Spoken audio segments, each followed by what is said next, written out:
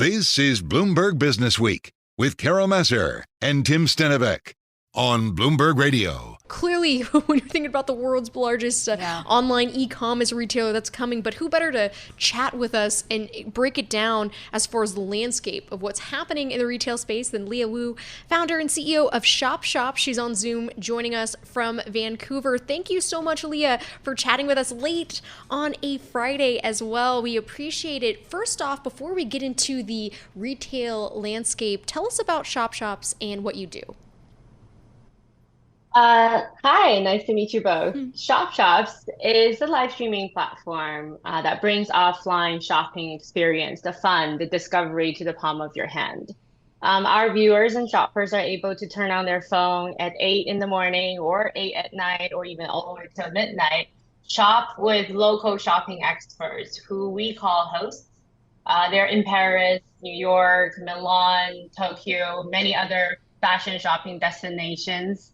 Our hosts walk into local boutique stores, shopping centers, outlets, and sometimes even flea markets with their phone and go live stream. They curate and sell product that they found, often with their customers or audience together. That's what we do. We believe shopping is not just a search of a keyword or a transaction. It's actually treasure hunting. It's about building connections, creating memories among people who share similar interests.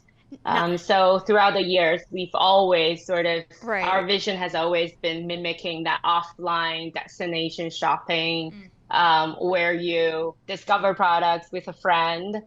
So this is the interactive and immersive online version of shopping via live and video. Something Maddie and I were excited to talk about was this 90s vintage. And I know Maddie wanted to hear more about that as far as the consumer nostalgia. We were just talking about these Polaroids, but what about when it comes to, on your front, when it comes to this 90s sort of craze here?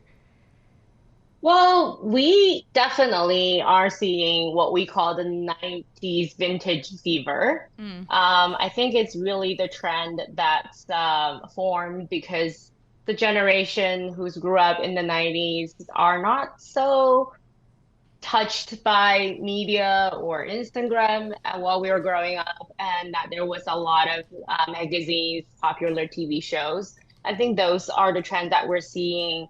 Audiences are turning back their TVs of Friends, rewatching them, Sex in the City, and really looking at fashion then and starting this sort of hunting experience. It became more like what I said, treasure hunting, where you're looking for a Prada nylon bag that you wanted but didn't get then. Now it's the perfect time to have it. Louis Vuitton fanny pack, those were where you see models wearing them then, and now they're all coming back.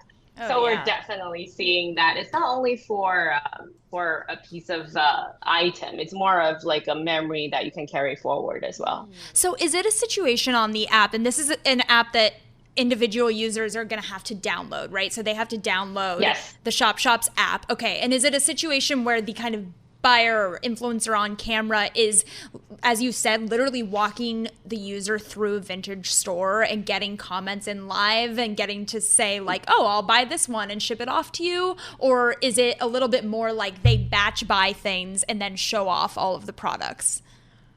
Well, most of our shows are really what we call host outlets. They're local shopping experts that knows the local stores. They take you on a journey, walking into the stores, presenting items that are inside the store in real time. So you're literally sitting at home and fighting for the same bag in Tokyo that some local travelers or tourists are walking in and looking at and buying as well. Wow. But you get to see that in real time. So when I was giving examples earlier, at midnight, that's where Japan has shows on. If you are at home, you will be watching live hosts in the stores featuring interesting product all the way from Japan. Yeah, so that's amazing because I am not a good vintage shopper. I want to be. I want to get vintage clothes. I know it's cooler than the clothes I buy, but I'm not good at it, and I'm not patient enough to sift through items in a store. So I can see how this would be the perfect product for someone like me.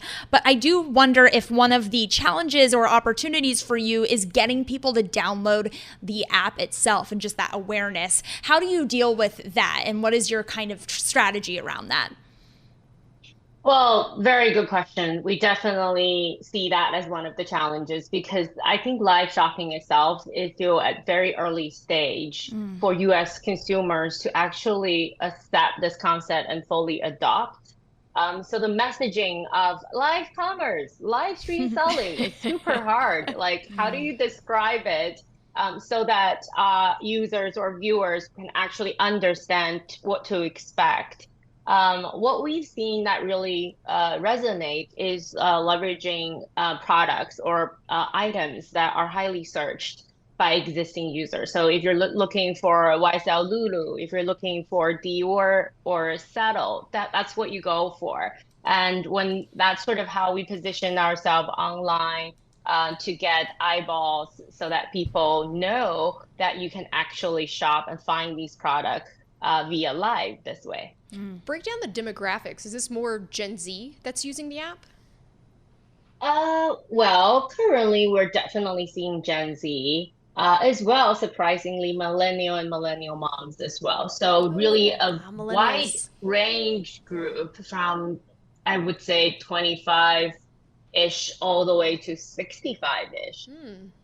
That's so interesting. And when you look at the items that are popular amongst those customers, are you able to tell us the differences in what the millennial moms are buying versus what the Gen Zers are buying? And what are kind of the big trends that Jess and I need to know about heading into the fall of next year? Yeah. Well, I think I will be able to share whatever we are able to see on the Gen Z front. I do think that a lot of the items are more bright in colors. Mini bags, like also obviously 2000 pre-loved nylon product is like an it bag for Gen Zs right now. So like the Coach bags that Jess and I had when we were in middle school are like the it bag that we should have on to.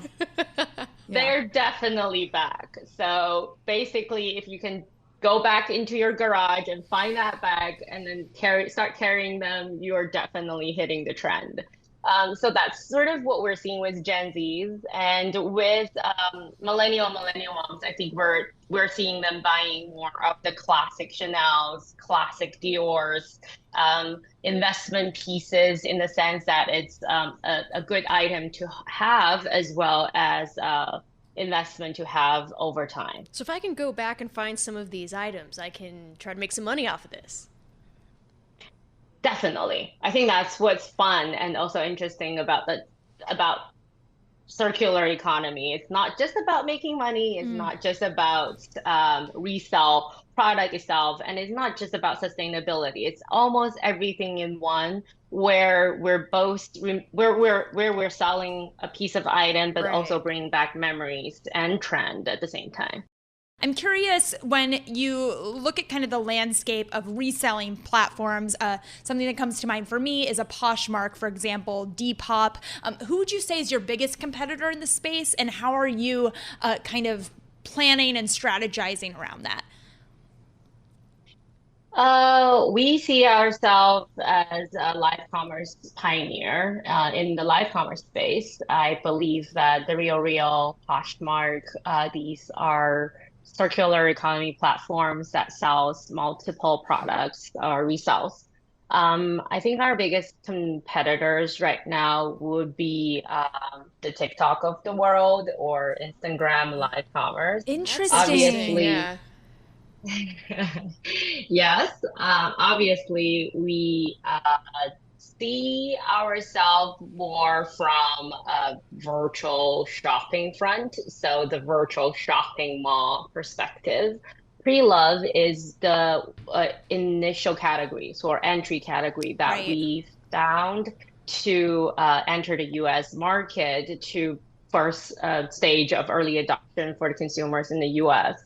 But as we expand or grow in the next few years, we believe that we'll be able to bring the real offline shopping experience in multiple categories to the consumers, not just pre-love, but also designer deals, walking in outlets, or TJ Maxx for that sake. Sure. So that's sort of how we imagine ourselves to be. So you mentioned TikTok and Instagram live streaming as a form of competition. I wonder then, because you rely on host sellers creating content on your platform, obviously, is there a concern for you that these sellers might say, I'm just going to do my own thing on TikTok and sell content on a TikTok live stream as opposed to using your platform? And how do you strategize against that? I think we positioned quite differently than TikTok and Instagram. To me, I will always say, are you going to a playground or are you going to shopping? Because I do believe that's a very two different approach of this market. When you're going to playground, which in the sense is TikTok, looking really for content, you accidentally make a purchase. But when you're actually going for shopping, going to the shopping malls itself, the intention to buy is really to shop. And for our audiences or the users that we are attracting, the intention for them is to come here to shop, and the entertainment piece itself is shopping. And the fun itself is really discovering different merchandise, different stores, finding the right persona or host that are locally based to give you feedbacks on things, what to buy and what not to buy. I believe that is the way that we see ourselves positioned very differently, more from a commerce angle than just entertainment itself. Talk to us about the trends you're seeing with shoppers and what you think this means for the economy. We definitely is seeing you as your users as early stage adopting to this behavior. We've seen the similar behavior in Asia, where live commerce is much more penetrated in the market itself. We believe that the adoption will happen fairly quickly in the next few years. I think it's estimated to be around $68 billion of a market size by 2026 in the US. That's only about 5% of e-commerce penetration. But comparing to the Asia market, that's probably around above 20% of the market penetration that are generated by live commerce. So I think there's a long way to build. And we also see that currently what we call wholesalers will become a job description in a few years, 3 or 4 years, where it's going to be where you brands, retailers, looking for people who are experts on live selling. And that could be a daytime job or a full-time job or a part-time job. So that's sort of how we see the market trend to be. You're talking about e-commerce. We do have Amazon coming up next week. How do you view some of these bigger retailers, and how does your company fit into this type of space? I think we try to build the connectors or between offline shopping to online. So the retailers, the brands that have offline presence, we truly believe that offline is not going to go away.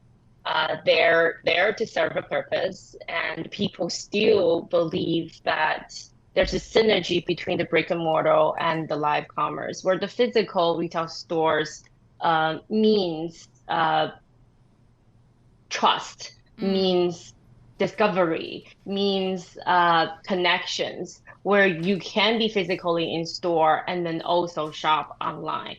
I can give you an example. We currently work with Bloomingdale Outlet. Our host goes into Bloomingdale outlets and feature products that are physically in the stores, but not necessarily online. And the same price, the same deal, you're able to sit at your own home and watch someone that you trust, maybe have your size, maybe have your